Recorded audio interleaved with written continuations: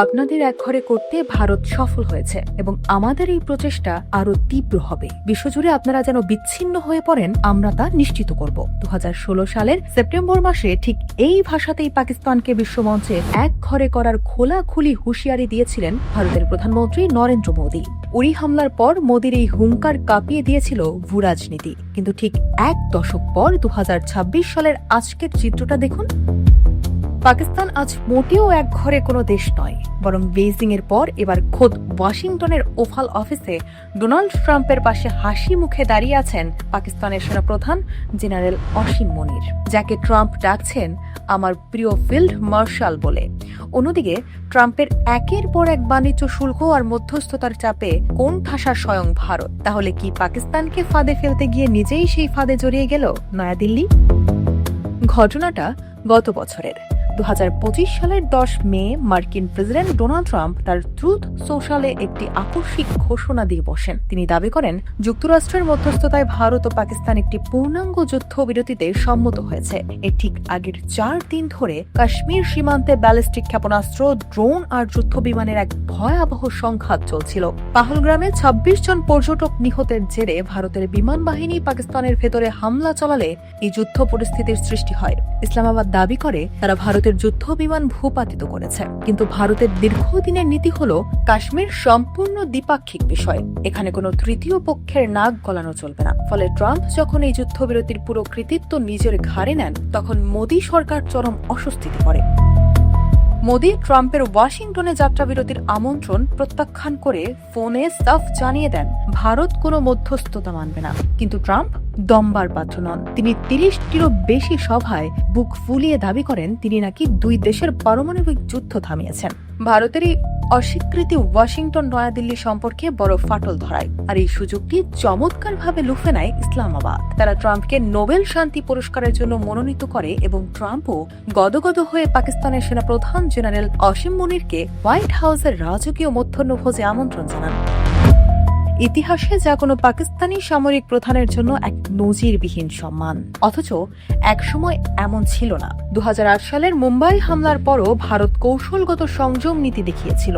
2014 সালে ক্ষমতায় এসে নরেন্দ্র মোদীও প্রথমে নওয়াজ শরীফকে নিজের শপথ অনুষ্ঠানের দাওয়াত দেন, এমনকি আচমকা লাহোরে তার নাতনির বিয়েতেও হাজির হন। কিন্তু 2016 সালের উরি হামলা আর 2019 সালের পুলওয়ামা হামলার পর ভারতের নীতি বদলে যায়। নয়াদিল্লির নতুন স্লোগান হয়, সন্ত্রাস ও আলোচনা একসঙ্গে চলতে পারে না। সার্জিক্যাল স্ট্রাইক আর বালাকোট হামলার মাধ্যমে ভারত বিশ্বকে দেখাতে চেয়েছিল তারা পাকিস্তানকে সামরিক ও কূটনৈতিকভাবে কোণঠাসা করতে পারে। সার্ক সম্মেলন বয়কট করে ভারত কার্যত এই আঞ্চলিক সংগঠনটিকে অকার্যকর করে দেয়। আটলান্টিক কাউন্সিলের সিনিয়র ফেলো মাইকেল কুগেলম্যানের মতে ভারতকে এই অতি আক্রমণাত্মক নীতি আজ ব্যাকফুটে ঠেলে দিয়েছে। কারণ পাহলগাম হামলায় পাকিস্তানের সরাসরি জড়িত থাকার কোনো অকাট্য প্রমাণ নয়াদিল্লি বিশ্ব দরবারে হাজির করতে পারেনি। ফলে আন্তর্জাতিক প্রচারণার যুদ্ধে পাকিস্তান জিতে যায় এবং প্রমাণ করে যে তারা ভারতের মতো বড় শক্তির বিরুদ্ধে সামরিকভাবে টিকে থাকতে সক্ষম। ভারতের উপর দ্বিতীয় আঘাতটি আসে অর্থনীতি ও পররাষ্ট্রনীতির হাত ধরে। ডোনাল্ড ট্রাম্পের শুল্ক যুদ্ধ ভারতের অর্থনীতিকে বেশ চাপে ফেলেছে। মার্কিন পররাষ্ট্রমন্ত্রী মার্ক রুবিও দিল্লি সফরে এসে স্পষ্ট করে দিয়েছেন, ভারতকে আগামী 5 বছরে $500 বিলিয়ন মার্কিন পণ্য কিনতে হবে। অথচ এই মুহূর্তে ভারতের বৈদেশিক মুদ্রার রিজার্ভ কমতির দিকে। শুধু তাই নয়, ভারত তার দীর্ঘদিনের কৌশলগত স্বায়ত্তশাসন নীতি বিসর্জন দিয়ে ট্রাম্পের সন্তুষ্টির জন্য ইরাক থেকে তেল আমদানি বন্ধ করেছিল, যা ভারতের নিজস্ব জ্বালানির নিরাপত্তাকেই প্রশ্নের মুখে ফেলে দেয়। এদিকে প্রতিবেশীদের দিকে তাকালে দিল্লির কপালে চিন্তার ভাঁজ আরো স্পষ্ট হবে। বাংলাদেশের রাজনৈতিক পট পরিবর্তনের পর ঢাকার সঙ্গে ইসলামাবাদের সম্পর্ক দিন দিন ঘনিষ্ঠ হচ্ছে, আর চীনের সঙ্গে পাকিস্তানের অক্ষত আগে থেকেই অক্ষয়। চীনের দেওয়া ক্ষেপণাস্ত্র প্রতিরক্ষা ব্যবস্থা আর ফাইটার জেট দিয়েই পাকিস্তান গত বছরের আকাশ যুদ্ধে ভারতকে রুখে দিয়েছিল। কায়েদি আজম বিশ্ববিদ্যালয়ের অধ্যাপক ইশতিয়াক আহমেদের ভাষায়, পাকিস্তানকে বিচ্ছিন্ন করতে গিয়ে ভারত কার্যত নিজের আঞ্চলিক সহযোগিতায় বিসর্জন দিয়েছে। ভারতের বড় ভুল ছিল মধ্যপ্রাচ্য নীতিতে। মোদী সরকারের আমলে ভারত ফিলিস্তিনের ঐতিহাসিক অবস্থান থেকে সরে এসে ইসরায়েলের বৃহত্তম অস্ত্র ক্রেতা এবং ঘনিষ্ঠ মিত্রে পরিণত হয়। গাজায় চলমান যুদ্ধ চলাকালীন মোদীর ইসরায়েল সফর এবং ইরানের উপর মার্কিন হামলার ঠিক আগ মুহূর্তে নেতানিয়াহুর পাশে দাঁড়ানো উপসাগরীয় আরব দেশগুলোকে ক্ষুব্ধ করেছে। আর এই ফাঁকা মাঠের পুরো সুবিধা নিয়েছে পাকিস্তান। গত সেপ্টেম্বরে সৌদি আরব পাকিস্তানের সঙ্গে একটি পারস্পরিক প্রতিরক্ষা চুক্তি স্বাক্ষর করেছে।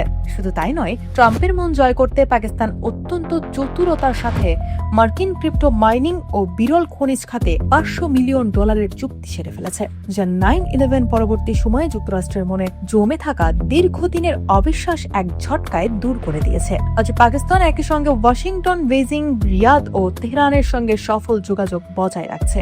এই চরম বাস্তবতায় এসে ভারত আজ বুঝতে পারছে পাকিস্তানকে একঘরে করার নীতি কতটা বুমেরাং হয়েছে। খোদ ভারতের RSS নেতা এবং সাবেক সেনাপ্রধান জেনারেল মনোজ মুকুন্দ নরভানে এখন পাকিস্তানের সঙ্গে পুনরায় আলোচনার তাগিদ দিচ্ছেন।